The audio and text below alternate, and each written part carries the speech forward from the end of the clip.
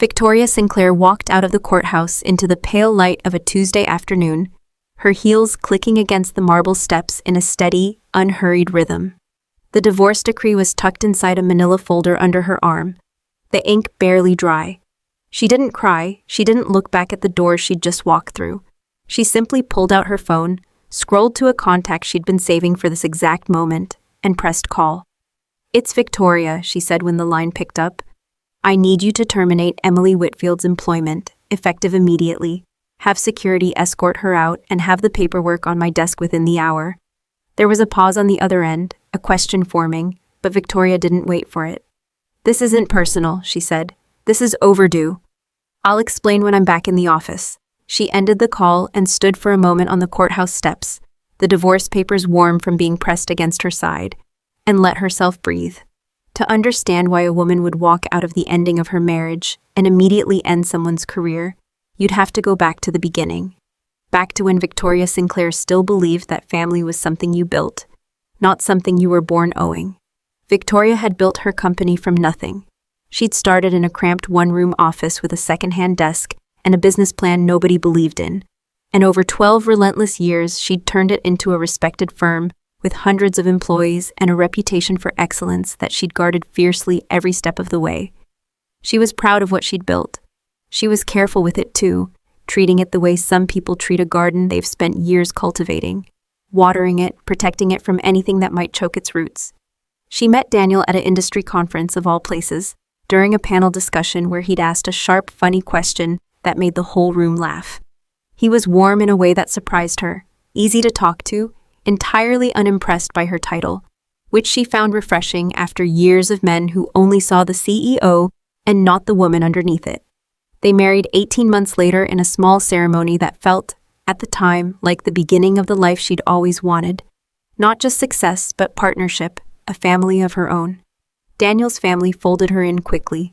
His mother, Linda, hosted Sunday dinners that Victoria genuinely looked forward to in the early years, warm affairs full of laughter and mismatched dishes. Daniel's younger sister, Emily, was in her early 20s then, bright-eyed and eager, still finding her footing after college. Victoria liked her immediately. There was something earnest about Emily, an eagerness to prove herself that Victoria recognized from her own younger years. It was Daniel who first asked if Victoria might have a place for Emily at the company. "She's sharp," he'd said. "She just needs a chance. You know what that's like." Victoria did know, so she offered Emily an entry-level position, nothing handed to her beyond the opportunity itself. And then she did something she didn't have to do. She personally invested in Emily's development. She mentored her after hours, walked her through decision-making processes most executives wouldn't bother explaining to a junior employee, pushed her to take on responsibilities before she felt ready for them. Over 4 years, Emily rose from an entry-level analyst to senior manager, earning a salary of $150,000, a role she had genuinely worked hard for, with Victoria's guidance every step of the way. For a while, it felt like everything Victoria had hoped for. A husband she loved, a sister-in-law she'd helped build a career, a mother-in-law who felt like family. She had built 2 things simultaneously, a company and a life, and for a few years, both seemed to be flourishing. The cracks started small, the way they usually do. Emily grew distant, quieter at the office, quieter at family dinners too. Where she'd once sought Victoria out for advice, she now answered in clipped, careful sentences, and Victoria would catch her exchanging looks with Daniel across the dinner table, small private communications that excluded her entirely. Linda's comments grew sharper too, disguised as jokes but landing with real weight. "Must be nice," she said once, apropos of nothing, "to always be so busy that you can't just be present." Victoria let it go, told herself she was imagining tension where there wasn't any. But then in casual conversation, Daniel began referencing details about the company that Victoria had never shared with him. Specifics about an upcoming restructuring, tensions with a particular client, numbers from quarterly reports still under internal review. At first, she thought little of it, assuming Emily had simply mentioned generalities in passing. But the details grew too specific, too precise to be casual mentions. They were confidential, and they were coming from somewhere. Victoria began paying closer attention. She reviewed internal communications, quietly, carefully, the way she'd learned to handle any threat to something she'd built. What she found confirmed what she'd started to suspect. Emily had been sharing confidential company information with Daniel, financial details, internal strategy discussions, personnel matters that had no business leaving the walls of the executive floor. And Daniel, in turn, had been using that information not to support Victoria, but to criticize her, painting her long hours and her demanding schedule as evidence that she cared more about the company than about him, using information she'd trusted to Emily as ammunition in arguments about their marriage. It was a strange, specific kind of betrayal, realizing that the trust she'd extended in two directions, to a husband and to the sister she'd mentored, had been quietly weaponized against her. Around the same time, another discovery landed with far more force. Victoria found messages on Daniel's phone, left open on the kitchen counter one evening, messages between him and a woman he'd met at his gym, messages that made clear an affair that had been going on for months. She sat with the phone in her hands for a long time before she said anything, running through months of small absences and vague explanations that suddenly made a terrible kind of sense. When she confronted him, Daniel didn't deny it. He simply justified it, his tone almost bored, as if he'd rehearsed the explanation. "You're never home," he said. "You're always working. What did you expect?" Victoria, reeling, went to Linda, half hoping for some comfort, some acknowledgement of what she was going through. Instead, Linda took her son's side without hesitation. "Maybe if you'd been a better wife," she said coldly, "he wouldn't have had to look elsewhere." Emily, present for the conversation, said nothing at all. Not a word in Victoria's defense, not even a flicker of discomfort at watching the woman who had built her career get dismissed so completely. She simply looked away, choosing, in that silence, exactly where her loyalty lay. Victoria grieved, but she grieved alone and privately, refusing to let the unraveling of her marriage bleed into the company she'd spent over a decade protecting. In the quiet of those weeks, something in her recalibrated. She stopped asking why she had been betrayed, stopped turning the question over and over looking for some explanation that would make it hurt less.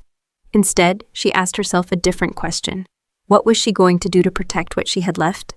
She realized slowly that she had spent years confusing kindness with obligation.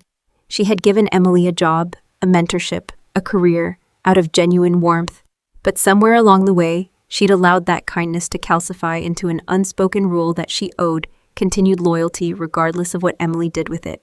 She saw now that kindness freely given did not entitle anyone to betray her without consequence. She filed for divorce. The proceedings moved forward with surprising ease. Victoria asked for nothing beyond a fair settlement. She wanted no drawn-out battle, no theatrics, just a clean end to something that had already ended long before the paperwork caught up. Daniel, for his part, had clearly already moved on emotionally, his indifference almost insulting in its casualness. Linda called more than once during the process, urging Victoria to be reasonable, to not make things messier than they need to be, as if Victoria's hurt was the inconvenience in the situation rather than the betrayal that had caused it.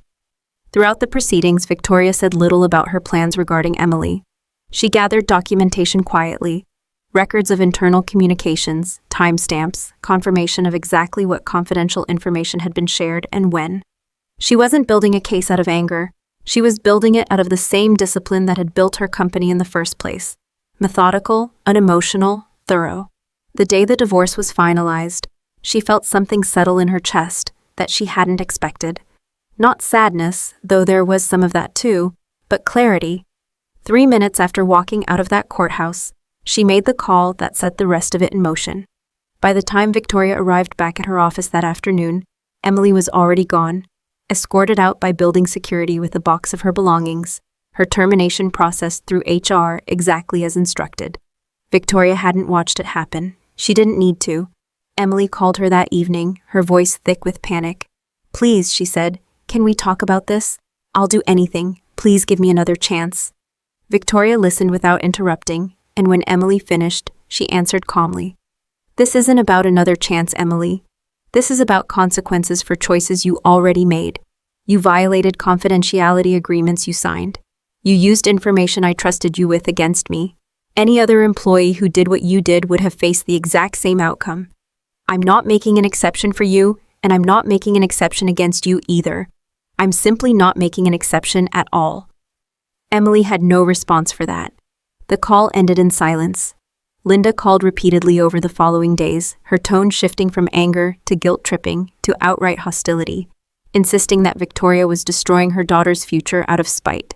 Daniel called too, demanding Victoria reverse the termination, framing it as some final act of cruelty on her part. Victoria remained composed through every call, repeating some version of the same answer. This was a professional decision, made according to documented policy violations, and it would not be reversed. An internal investigation followed, standard procedure for any termination of this nature, and it confirmed exactly what Victoria had already established. Emily had violated multiple confidentiality provisions in her employment agreement repeatedly over an extended period. The findings were thorough, unambiguous, and entirely defensible. Word moved through the industry the way it tends to, quietly but persistently, and Emily found that doors which might once have opened for a senior manager with her experience were considerably harder to open now, her reputation trailing the circumstances of her departure. It wasn't a punishment Victoria had engineered for effect. It was simply the natural consequence of a well-documented breach of trust in a small, interconnected professional world. In the months that followed, Victoria found herself thinking often about the difference between loyalty and obligation, how she had spent years believing that being loved by a family meant being endlessly generous with them, absorbing whatever they asked of her without complaint. She thought about the difference between family and genuine support, about how blood or marriage alone had never been the thing that made people trustworthy. And she thought too about the cost of silence. Emily's silence at that dinner table, watching Victoria be torn down without a single word in her defense, and what that silence had ultimately revealed about where Emily's true loyalties had always rested. She came to understand something that reshaped how she moved through the rest of her life. Protecting healthy boundaries was not cruelty. It never had been. She had simply never had the language for it before. Victoria's company continued to grow in the years that followed, stronger for the boundaries she'd finally learned to enforce. She rebuilt her leadership team with a new philosophy guiding every hire. She looked for integrity first, competence second, and she no longer confused personal closeness with professional trust. She promoted people based on what they demonstrated, not on who they were related to or how much they needed the opportunity. Daniel remarried within the year, quickly enough that Victoria suspected the affair had never really been a secret to anyone but her. Linda remained exactly as she had always been, deeply entangled in her children's lives, offering opinions no one had asked for, controlling in the particular way that mothers who never learned to let go remain controlling indefinitely. Emily, for her part, eventually found work again, though well below the position and salary she'd once held, rebuilding a career from a much lower rung than the one Victoria had helped her climb. Victoria moved forward with something she hadn't expected to find so completely on the other side of all this: peace. Not the loud, celebratory kind, but a quiet, steady confidence that came from knowing she had protected what she'd built, both the company and, finally, herself. She had learned in the end that you have every right to protect what you have worked for. That kindness freely given should never be mistaken for weakness, and that the people who mistake it for weakness reveal exactly what they think they're entitled to. Boundaries, she now understood, were not walls built out of bitterness. They were a form of self-respect, the kind she wished she'd learned to hold on to years earlier.